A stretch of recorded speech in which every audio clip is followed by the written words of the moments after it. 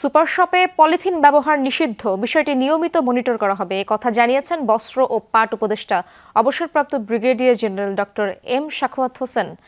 সকালে গুলশানের ইউনিমার্টে পলিথিনের বদলে পাটের ব্যাগ ব্যবহারে ছিল ক্রেতাদের উদ্বুদ্ধকরণ কর্মসূচি। সেখানেই উপদেষ্টা বলেন, গোল্ডেন ফাইবার হারিয়ে গেছে, পরিবেশ রক্ষায় পলিথিন বন্ধ করা একটি যুগান্তকারী সিদ্ধান্ত। পাটের সোনালী অতীত ফিরিয়ে আনতে এটি খুবই জরুরি পদক্ষেপ। পাটের ব্যবহার বাড়ানো গেলে দেশের অর্থনীতি এবং কৃষক লাভবান হবে।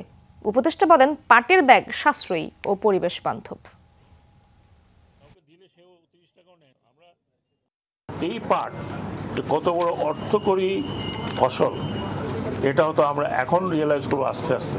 কারণ এটা হচ্ছে ন্যাচারাল ফাইবার, আর এখন এই ন্যাচারাল ফাইবারটারই উপরে জোর বেশি সমগ্র বিশ্বে।